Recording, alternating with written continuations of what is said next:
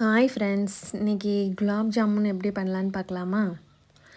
நான் இன்றைக்கி MTR gulab jamun instant mix தான் எடுத்திருக்கேன். அதை கட் பண்ணி ஒரு பேனில் போட்டுக்கலாம். இது 200 கிராம்ஸ் உள்ள பேக்கு.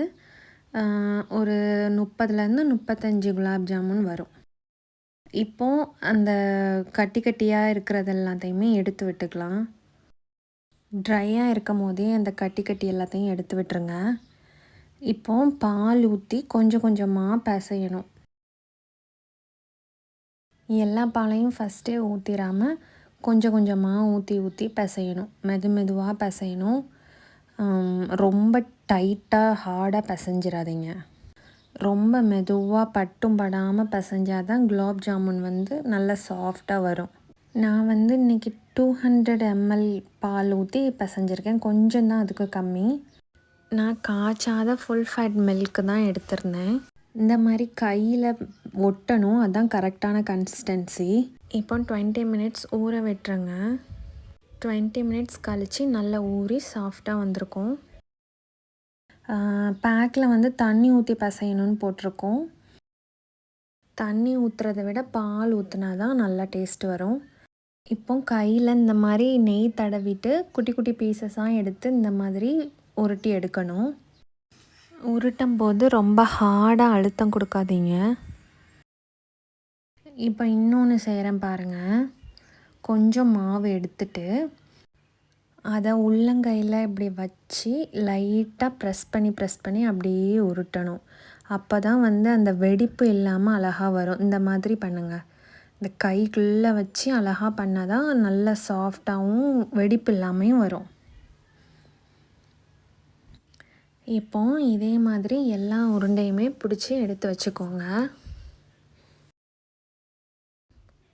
இப்போ ஒரு சட்டியில் 1/2 லிட்டர் அளவுக்கு தண்ணி எடுத்துக்கோங்க. எவ்வளோ தண்ணி எடுக்கமோ அதே அளவுக்கு சீனி போடணும். 1/2 லிட்டர் தண்ணிக்கு 1/2 கிலோ சீனி போட்டிருக்கேன். இந்த பேக்கில் 800 கிராம்ஸ் சீனி ஆட் பண்ணணும்னு சொல்லியிருப்பாங்க 1/2 லிட்டர் தண்ணிக்கு. ஆனால் 1/2 கிலோ சீனியே போதும், நல்ல டேஸ்ட்டாக தான் வரும். சிம்பிளாக எவ்வளோ அளவுக்கு தண்ணி எடுக்கமோ அதே அளவுக்கு சீனி போடணும், அவ்வளோதான். இப்போ ஒரு பேனில் எண்ணெய் ஊற்றிட்டு அது கூடவே 2 ஸ்பூன் நெய்யும் ஊற்றிக்கோங்க. நெய் ஆட் பண்ணும் போது டேஸ்ட்டு நல்லாயிருக்கும். இப்போ எண்ணெய் காயிட்டு அதுக்குள்ளே சுகர் சிரப்புக்கு ஏலக்காய் தட்டிடலாம். ஒரு 2-3 ஏலக்காவை இந்த மாதிரி தட்டி பொடியாக்கி வச்சுக்கோங்க. இப்போது அது தண்ணியில் போட்டு சீனியெல்லாம் கரைஞ்சதும் கொதிக்க விடுங்க. இப்போ எண்ணெய் காஞ்சாச்சு. ஒரு உருண்டையை போட்டு பார்க்கலாம். எண்ணெய் காஞ்சாச்சு. எல்லாத்தையுமே போட்டுக்கலாம். ஒரு உருண்டையாக போடுங்க எடுத்து. அடுப்பை மீடியமில் வச்சுக்கோங்க, ஏன்னா இது உடனே கரிஞ்சிரும். எல்லா உருண்டையும் போட்டதுக்கப்புறம் இந்த மாதிரி திருப்பி போடணும், கைவிடாமல். விட்டிங்கன்னா அது கரிஞ்சிரும் ஒரே இடத்துல. ஸோ நம்ம கைவிடாமல் திருப்பி போட்டு பொரித்து எடுக்கணும், இல்லாட்டா கருகிரும். இப்போ இதே மாதிரியே எல்லா உருண்டையும் பொரித்து எடுத்துக்கோங்க. இப்போ ஒரு உருண்டையை காமிச்சிருக்கேன் பாருங்கள், எவ்வளோ சாஃப்டாக வந்திருக்குன்னு. சைடில் சுகர் சிரப்பும் கொதித்து வந்தாச்சு. இப்போ ஆஃப் பண்ணிடலாம். இப்போ கொஞ்சம் ஆறுனதும் பொரித்து வச்ச உருண்டை எல்லாத்தையும் உள்ளே போட்டுடலாம்.